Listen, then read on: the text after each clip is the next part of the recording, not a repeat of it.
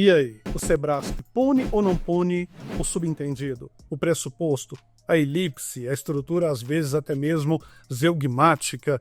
Vamos resolver isso logo de uma vez? Sim ou não? É isso que queremos saber. Então, na nossa intervenção de hoje, nós falaremos de paralelismo.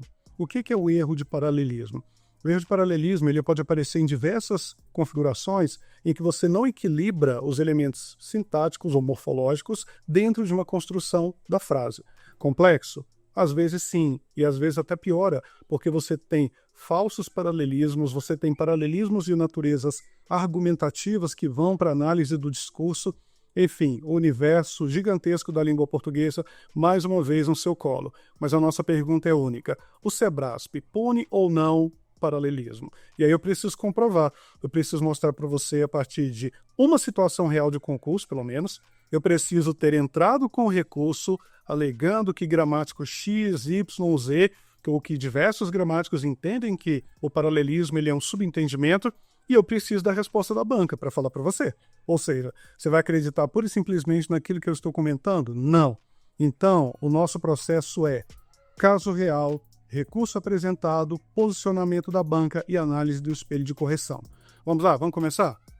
Olha que interessante. Aqui eu coloquei para vocês o espelho da banca que ela divulga e entrega para o candidato, né, permite o acesso para que ele avalie os critérios que foram aplicados pela banca e para que ele visualize os erros ou as punições que foram aplicadas também.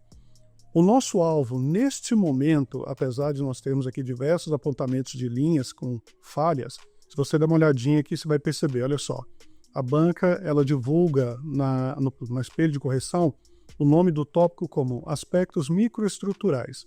E aqui o nosso objetivo, como é avaliar o paralelismo, eu já separei o nosso ponto de ataque. Então, olha só, a banca aponta a linha para você identificar e o tipo de erro na linha. E ela divide em 3 categorias: grafia, morfossintaxe e propriedade vocabular. O nosso alvo no momento é a linha de número 15. Tá vendo ali? Linha de número 15, morfossintaxe, uma ocorrência, um erro. E aí vem o papel do professor de língua portuguesa no auxílio da resolução dessas questões. Professor, erro de crase, erro de pontuação, concordância, o que será? Mas o que eu preciso que você veja aqui é que nós temos um texto longo, 45 linhas, né, com possibilidade ali de o candidato alcançar esse número total de linhas. Nós temos falhas significativas em uma quantidade, porque normalmente quanto mais você escreve, mais você tem a perspectiva do cometimento de falhas. Só que nesta redação nós não estamos falando de falhas grosseiras, como erros toscos de concordância, ausência absolutas no emprego do sinônimo indicativo de crase, não. Nós estamos falando de um candidato maduro, candidato capaz de redigir bons textos e que foi punido de maneira criteriosa. Então, dê uma olhada aqui. Eu isolei os demais elementos do texto, peguei apenas o espelho, ali, a folha de redação dele, a transcrição que a banca apresentou, e eu vou mostrar aqui para vocês o trecho. Dê uma olhadinha aqui. Olha só.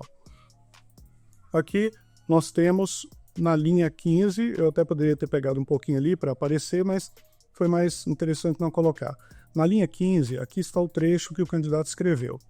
Em segundo plano, vírgula, elemento aqui, ó, com perspectiva de introdução paragrafal, que mostra para você que haverá uma perspectiva de continuidade na argumentação que o candidato já havia defendido anteriormente. Ele possivelmente falou de algo em primeiro plano, ou ele nem precisou usar esse termo, mas ele veio na linha 15 com em segundo plano, em complemento, além disso, em aditamento ao que já foi comentado, ele poderia seguir o caminho que ele quisesse. E ele vem aqui e diz, em segundo plano, avaliar os desafios e potencialidades. Avaliar os desafios e potencialidades. O que é que fica subentendido aqui? O que é que você consegue ouvir que não foi falado, que não foi dito, mas que está aqui? Os desafios e as potencialidades. Então você tem aí artigo definido, feminino, plural, que determina, que acompanha ali, que entra como adjunta nominal em potencialidades. Ok, perfeito. Só que ele está subentendido. Cabe avaliar se isso pode ser recuperado no recurso. Se o examinador do Sebrasp, na atual configuração de correção de redações no ano de 2025, concurso ICMBio, analista ambiental, se a banca Sebrasp punirá ou não o erro. Já ficou visto que sim. Agora eu quero saber se ela aceitará o nosso recurso pedindo a anulação. O candidato cometeu mais algumas ocorrências de paralelismo nesse mesmo alinhamento, que certamente para você parece preciosismo, parece natural, mas a gente está falando de um concurso.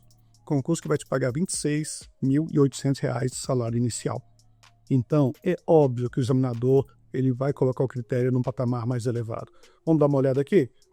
Olha só, foi divulgado o resultado do recurso, né? Eu elaborei os recursos para esse candidato. Foram muitos erros e eu optei por elaborar 8 recursos.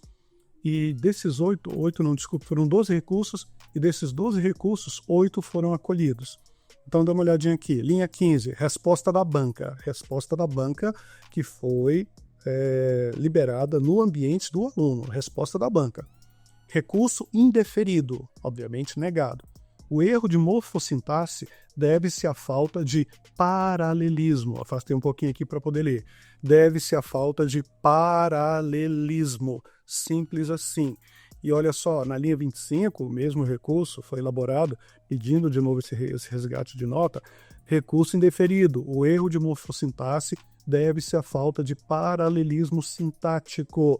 Ou seja, ou você cometeu um paralelismo de natureza sintática, em que os elementos sintáticos não estão equilibrados, ou estão carentes de mesmas imposições morfológicas, ou seja, você tem que usar o artigo, você tem que empregar o adjunto adnominal para ficar evidente que ele está ali, não subentendido, e a banca ela não aceitou os 2 pedidos.